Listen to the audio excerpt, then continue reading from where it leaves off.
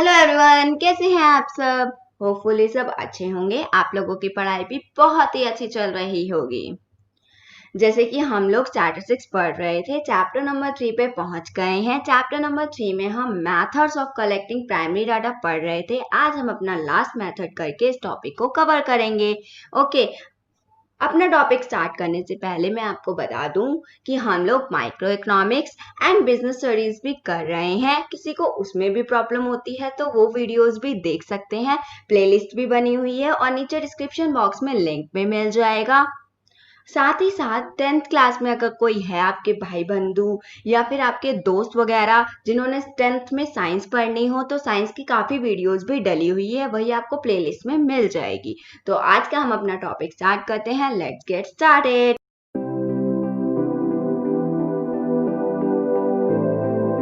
हमारा जो last method रह गया है प्राइमरी डाटा को कलेक्ट करने का, वो मेथड है questionnaire filled by numerators. Last session में मैंने आपको बताया था क्वेश्चनरी मेल्ड वाला, मेल्ड क्वेश्चनरी के बारे में बात करी थी हम लोगों ने लास्ट सेशन में। आज हम करेंगे बात क्वेश्चनरी फिल्ड बाय न्यूमरेटर्स के बारे में। मैंने आपको बताया था क्वेश्चनरी में दो होते हैं, या तो मेल्ड क्वेश्चनरी होता है या फिर दूसरा होता है फिल्ड बाय न्यूमरेटर। ये टॉपिक बहुत ज्यादा इंपॉर्टेंट है, काफी बार पेपर में पूछा जाता है। ये टॉपिक 3 से 4 नंबर में अलग से शॉर्ट नोट आ जाता है। इस पे आप चाहे तो 10 to 12 स्टार्स लगा लें कि ये मोस्ट इंपॉर्टेंट टॉपिक है। इसे अच्छे से समझना, एंड तक वीडियो देखना, बहुत अच्छे से समझ आ जाएगा आपको। ये टॉपिक कुछ भी नहीं है इसमें ज्यादा खास। जैसे कि नाम से ही पता चल रहा है, इसमें क्या होगा, जो क्वेश्चनरी होगा यानी कि जो लिस्ट ऑफ क्वेश्चंस होंगे वो कौन फिल्ड करेगा, हमारा न्यूमरेटर्स फिल्ड करेंगे। कौन करेगा, न्यूमरेटर्स, यानी कि इन्वेस्टिगेटर फिल करेंगे। क्वेश्चनरी फिल्ड बाय न्यूमरेटर, जो क्वेश्चनरी है वो कौन फिल्ड करेगा, न्यूमरेटर फिल्ड करेगा खुद ही। और हम लोग न्यूमरेटर, इन्वेस्टिगेटर, रिस्पोंडेंट, इन्फॉर्मेंट के बारे में ऑलरेडी पढ़ चुके हैं। ये सब कौन कौन है ये आप जा करके देख सकते हैं। मेरी स्टार्टिंग की वीडियोस में आपको सारे मिल जाएंगे और आप सारे पार्ट देखिए, आपको पूरा चैप्टर अच्छे से समझ आएगा। आइए पहले मीनिंग से स्टार्ट करते हैं। अंडर दिस मेथड, इस मेथड में क्या है, आपने नाम से ही देख लिया कि लिस्ट ऑफ क्वेश्चन कौन फिल कर रहा है, न्यूमरेटर फिल कर रहा है। यानी कि जो इन्वेस्टिगेशन करनी है, जिसने, जो बंदा है वो खुद ही जाकर के घर घर जाकर के, जिस तरीके से सर्वे करते हैं ना, घर घर जाकर के कुछ पूछते हैं, उसके बाद वो खुद ही फिल कर लेते हैं अपने फॉर्म को। इसी तरीके से इसमें भी कुछ ऐसा ही होता है। The numerator personally visits informant, जो न्यूमरेटर है वो पर्सनली जाता है इन्फॉर्मेंट के पास, along with questionnaire, list of questions को साथ लेकर के, आस्क क्वेश्चंस, उनसे क्वेश्चंस पूछता है और नोट डाउन करता है उनके रिप्लाईज को क्वेश्चनरी में अपनी लैंग्वेज में।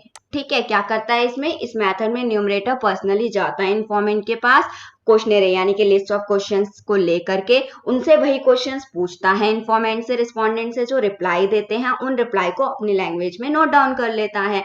आपने जितने भी डीमेरिट्स पढ़े मेल्ड क्वेश्चनरी में, उन डीमेरिट्स को थोड़ा थोड़ा हटाने की कोशिश करी गई है क्वेश्चनरी फिल्ड बाय न्यूमरेटर्स में। जैसे कि मिस इंटरप्रिटेशन हो जाता था मेल्ड क्वेश्चनरी में, हमारा क्या हो जाता था कि जो हमने मेल कर दिया, रिस्पोंडेंट को जो समझ आया उसने फिल करके दे दिया, कुछ क्वेश्चंस गलत समझे, कुछ आंसर्स गलत दिए, इस तरीके से हमारे मेल क्वेश्चनरी में प्रॉब्लम आती थी। तो अब क्या, न्यूमरेटर खुद अपनी लैंग्वेज में बताएगा, खुद अपनी लैंग्वेज में रिप्लाईज देगा, तो क्या हो जाएगा उससे कि ये प्रॉब्लम सॉल्व हो सकती है। तो यानी कि कहने का मतलब ये है, मेल्ड क्वेश्चनरी के जितनी भी डीमेरिट्स थी, कुछ डीमेरिट्स हमारे क्वेश्चनरी फिल्ड बाय न्यूमरेटर ने फुलफिल करने की कोशिश की है। नेक्स्ट है सुटेबिलिटी। अब ये मेथड कहाँ सुटेबल होता है, आपकी सीरीज वही रहेगी। हर मेथड को आपने पहले मीनिंग के साथ एक्सप्लेन करना है, देन सुटेबिलिटी बतानी है, then merits, then demerits, then precautions. तो पहले सुटेबिलिटी की बात कर लेते हैं। ये मेथड कहाँ सुटेबल होता है, कहाँ यूज किया जाता है। This method is suitable where the adequate finance and trained numerator are available to cover a wide field। ये मेथड कहाँ सुटेबल है, जहां पे हमारे पास एडुकेट फाइनेंस हो, यानी कि अच्छा खासा पैसा हो, क्योंकि ये मेथड थोड़ा सा कॉस्टली चला जाता है। एंड ट्रेन न्यूमरेटर हो, यानी कि जो इन्वेस्टिगेशन जिससे हमें करवानी है वो क्या होना चाहिए, ट्रेन होना चाहिए, उसे स्टैटिस्टिकल टूल्स वगैरह के बारे में पता होना चाहिए। जहां पर फाइनेंस अवेलेबल हो और ट्रेन न्यूमरेटर अवेलेबल हो, एक लार्ज एरिया को कवर करने के लिए, वहां पे ये मेथड क्या होता है, आपका सुटेबल होता है। एंड दूसरा पॉइंट क्या है इसका, some significant is attach to the accuracy of the result obtain. और हमें जो रिजल्ट चाहिए ना, वो क्या चाहिए, एक्यूरेट चाहिए। जिस डाटा का रिजल्ट हमें क्या चाहिए होता है, एकदम एक्यूरेट चाहिए होता है, कि इंपॉर्टेंस ये है कि डाटा को कलेक्ट करना है, एकदम एक्यूरेट डाटा कलेक्ट करना है, रिजल्ट एकदम एक्यूरेट होना चाहिए, वहां पे ये मेथड हमारा सुटेबल होता है। ये थी इसकी सुटेबिलिटी। नेक्स्ट है हमारी मेरिट्स की बात कर लेते हैं। मेरिट्स आपने देखा है, ये काफी सारे मेथड्स में जो हमारी मेरिट्स है वो सुटेबिलिटी से ही निकल के आती है, मेरिट्स एंड डीमेरिट्स। तो पहला पॉइंट आपका वही है कि हम ट्रेंड न्यूमरेटर ले रहे हैं और फाइनेंस यूज कर रहे हैं, तो हम क्या चाहते हैं कि वाइड कवरेज हो, यानी कि एरिया ज्यादा से ज्यादा कवर हो। आप देखते हैं कि पूरा मोहल्ला दे दिया जाता है या पूरा एरिया दे दिया जाता है, पूरा सेक्टर दे दिया या दे दिया, और वो लोग क्या करते हैं, पैड वगैरह लेकर के घूमते रहते हैं जिसमें क्वेश्चंस वगैरह लिखे होते हैं, या list of questions paper pamphlet से लेके घूमते रहते हैं जिसमें क्वेश्चंस लिखे होते हैं, और उसे घर घर जाके फुलफिल कराते हैं। तो ये हमारा क्या है, क्वेश्चनरी फील्ड बाय न्यूमरेटर ही है, फिल करते हैं।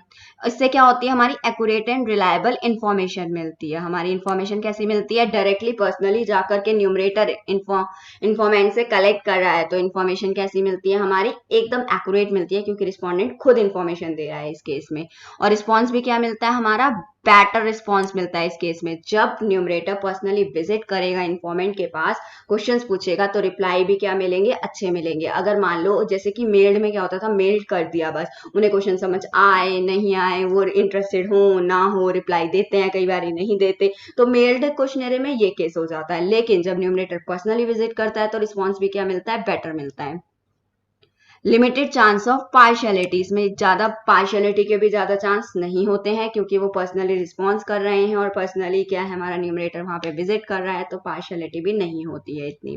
Useful in case of illiterate respondent, illiterate respondent यानी कि जो पढ़े लिखे रिस्पॉन्डेंट नहीं है, उसके लिए भी क्या है, ये मेथड यूजफुल है। जैसे मेल में हमने बात करी थी कि सिर्फ एजुकेटेड लोग ही जो क्वेश्चनरी को पढ़ सकते हैं वही रिप्लाई दे पाएंगे मेल्ड में, तो सिर्फ, लेकिन यहाँ पे न्यूमरेटर पढ़ के बताएगा, रिस्पॉन्डेंट को सिर्फ जवाब देना है और न्यूमरेटर अपनी लैंग्वेज में लिखेगा।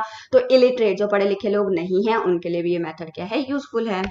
उसके बाद डीमेरिट की बात कर लेते हैं। पहले ही हमने सुटेबिलिटी में पढ़ा कि क्या चाहिए, ज्यादा से ज्यादा फाइनेंस जिसके पास हो वो ही ये मेथड यूज कर सकता है। तो ये मेथड क्या है, थोड़ा सा कॉस्टली मेथड पड़ जाता है। ठीक है, न्यूमरेटर की ट्रेनिंग में कॉस्ट लगती है और एफर्ट्स लगाने पड़ते हैं, टाइम भी ज्यादा लगता है। इस मेथड में क्या होता है, टाइम कंज्यूमिंग मेथड भी है। जब पर्सनली विजिट करेंगे हर एक के पास तो टाइम भी बहुत लगेगा। पार्शियलिटी, कई बार न्यूमरेटर के पार्ट पे पार्शियलिटी आ जाती है कि वो पार्शियल हो जाता है, जिसकी वजह से डाटा भी एक्यूरेट कलेक्ट नहीं हो पाता। इनएबिलिटी ऑफ न्यूमरेटर, कई बार क्या होती है, न्यूमरेटर इंटरेस्टेड नहीं होता, या न्यूमरेटर पूरी तरीके से ट्रेन नहीं होता, या न्यूमरेटर का मन नहीं होता काम करने का, तो उसकी वजह से भी क्या हो जाता है, डाटा गलत एक्यूरेट कलेक्ट नहीं हो पाता। तो ये थी हमारी डीमेरिट्स। अब बात कर लेते हैं precautions of questionnaire filled by numerator. क्या क्या प्रिकॉशंस लेने चाहिए जब हम क्वेश्चनरी न्यूमरेटर से फिल कराते हैं। तो पहली बात न्यूमरेटर की ही करेंगे। न्यूमरेटर कैसा होना चाहिए इस केस में, numerator should be person of high integrity and properly train to use statistical tools. जो भी न्यूमरेटर हमारा क्वेश्चनरी फिल करेगा उसको हर स्टैटिस्टिकल टूल्स को यूज करने के लिए ट्रेनिंग होनी चाहिए, ट्रेंड होना चाहिए। वो न्यूमरेटर हमारा पूरी तरीके से ट्रेंड होना चाहिए, स्टैटिस्टिकल टूल्स का यूज करना उसे आना चाहिए। Numerator should be polite, numerator क्या होना चाहिए, पोलाइट होना चाहिए, टैक्टफुल होना चाहिए, लेबोरियस होना चाहिए, ऑनेस्ट होना चाहिए। न्यूमरेटर जो है पोलाइट होना चाहिए, प्यार से बात करने वाला होना चाहिए, स्वीटली बात करने वाला होगा तभी उसे रिप्लाई मिलेंगे। अगर कोई गुस्से वाला न्यूमरेटर होगा जो सड़ियल मुंह से बात करता हो या ढंग से बात ही ना करता हो तो उन्हें कोई रिप्लाई नहीं देगा, तो वो ये मेथड हमारा उस केस में सक्सेस नहीं हो पाएगा। तो न्यूमरेटर क्या होना चाहिए, पोलाइट होना चाहिए, टैक्टफुल यानी कि टेक्निक्स का यूज करना उसे आना चाहिए पूरी तरीके से, लेबोरियस होना चाहिए, हार्ड वर्किंग होना चाहिए अपने काम के लिए, और ऑनेस्ट होना चाहिए। जो भी उसे काम दिया गया उसके लिए क्या होना चाहिए, वो ऑनेस्ट होना चाहिए एकदम, कि वो घपलेबाजी ना करे क्वेश्चंस को आंसर देते time. There should be timely evaluation of the work of numerator, और न्यूमरेटर का जो काम है वो टाइमली क्या होना चाहिए, इवेल्युएट होना चाहिए, चेक होता रहना चाहिए कि वो सही काम कर रहा है या नहीं कर रहा है। Questions in the schedule, schedule का मतलब वही है आपका क्वेश्चनरी को ही शेड्यूल बोला जाता है। जो भी क्वेश्चंस होंगे हमारे क्वेश्चनरी में भी लिख सकते हैं हम, जो भी क्वेश्चंस होंगे हमारे क्वेश्चनरी में वो क्या होने चाहिए, स्मॉल इन लेंथ होने चाहिए, सिंपल होने चाहिए, क्लियर होने चाहिए, जिससे कि न्यूमरेटर को समझ आए, तो न्यूमरेटर अच्छी तरीके से क्या कर पाए, समझा पाए हमारे रिस्पोंडेंट को, रिस्पोंडेंट ठीक तरीके से जवाब दे पाए। ये था हमारा क्वेश्चनरी फिल्ड बाय न्यूमरेटर। आज अब आपका लास्ट मेथड भी खत्म हो गया है, सारे मेथड्स पूरे हो चुके हैं, अच्छे से पढ़ लेना। आज हम अपना टॉपिक यहीं तक छोड़ते हैं, नेक्स्ट वीडियो में मिलेंगे किसी नए टॉपिक के साथ। तब तक के लिए बाय बाय, टेक केयर। और वीडियो अच्छी लगे तो लाइक करना मत भूलना और सब्सक्राइब किए बिना मत जाना। साइड में बेल आइकन आ रहा होगा, उसे भी प्रेस कर देना। और किसी भी तरीके का डाउट आता है तो आप कमेंट बॉक्स में भी ले सकते हैं। और बाकी playlist time to time check करते रहा करिए, नए नए सब्जेक्ट कॉमर्स के आते रहते हैं, तो आपके लिए बेनिफिट है कि आप सारे सब्जेक्ट्स एक ही चैनल से पढ़ सकते हैं। Thank you so much.